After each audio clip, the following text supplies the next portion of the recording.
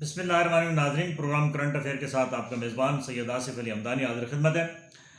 ناظرین، رات 2:15 پر پرویز الہی صاحب نے بطور وزیر اعلیٰ پنجاب لاہور سے ان کو خصوصی طیارے کے ذریعے اسلام آباد ایوان صدر لایا گیا اور صدر مملکت ڈاکٹر عارف علوی نے ان سے حلف لیا، اور یہ کل یہی توقع تھی کہ سپریم کورٹ کے واضح احکامات کے باوجود گورنر پنجاب بلیغ الرحمان صاحب کیونکہ نون لیگ سے ہیں تو وہ قطعاً کسی صورت میں بھی نو منتخب وزیر اعلیٰ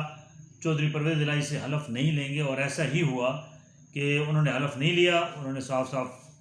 گورنر ہاؤس میں ہونے کے باوجود انہوں نے جناب انکار کر دیا، اور رات 2:15 پہ جو ہے وہ حلف برداری کی تقریب ہوئی اسلام آباد میں، اور آج جو ہے وہ صبح نو منتخب وزیر اعلیٰ جو ہیں وہ بنی گالہ پہنچے۔ سابق وزیر اعظم عمران خان صاحب سے ان کی ایک طویل مشاورت ہوئی، اور فوری طور پہ جو ہے وہ بیوروکریسی کے اندر اکھاڑ بچھاڑ شروع ہو گئی ہے، اور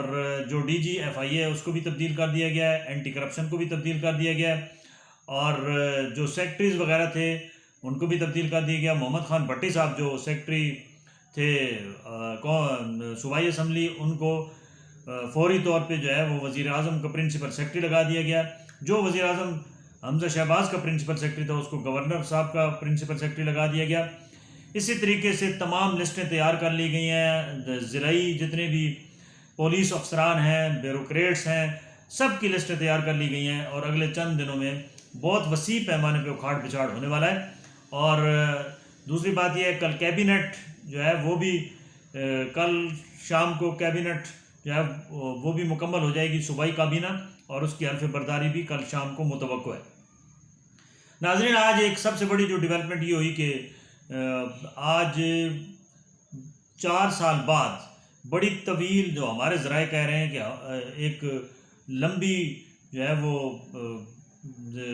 گفتگو ہوئی ہے ٹیلی فونک سابق جو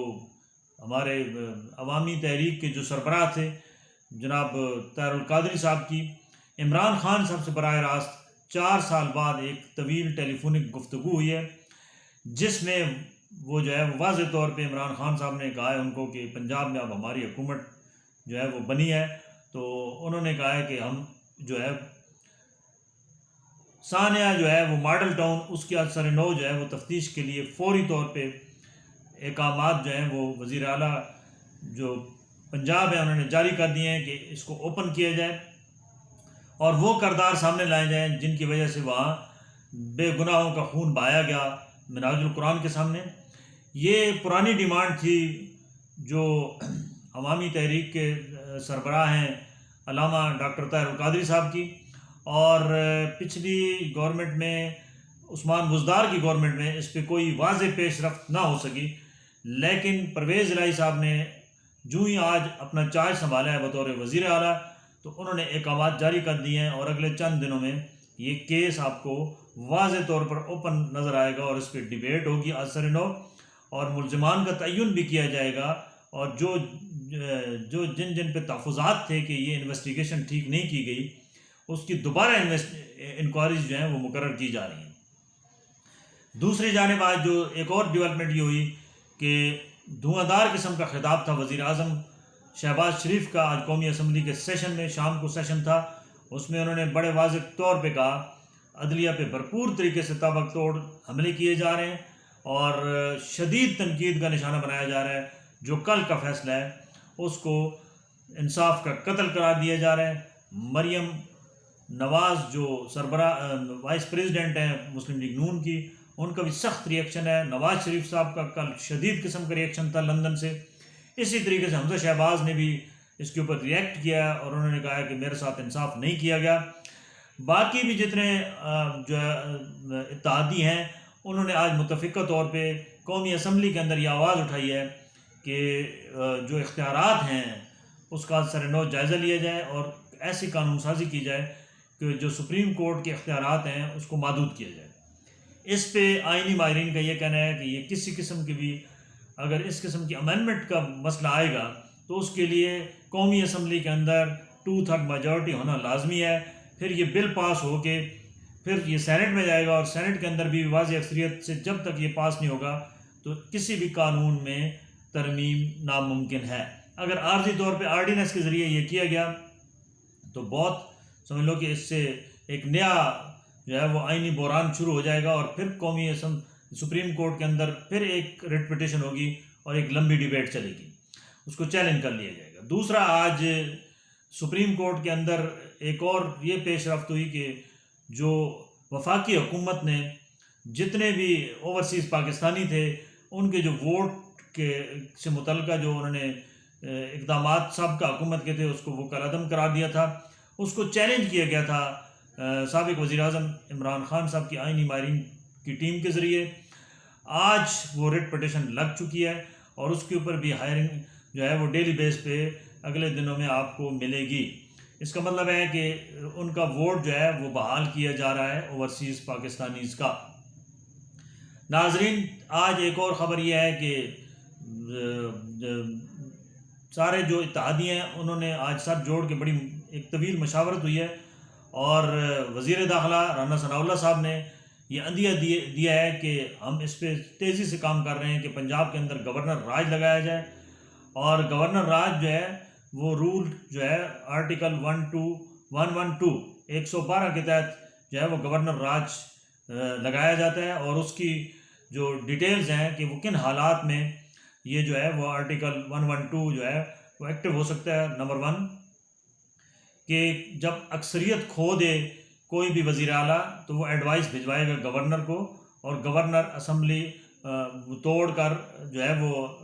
گورنر راج لگا دیں گے. دوسرا یہ صورت ہے کہ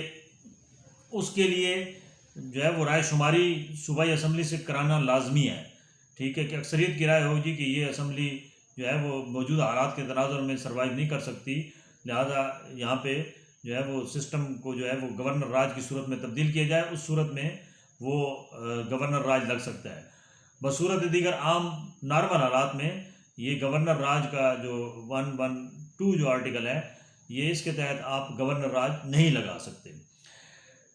آرٹیکل 122 کی تشریح میں مزید یہ ہے کہ اس کی ایڈوائس جو ہے وہ صدر، اگر حالات انتہائی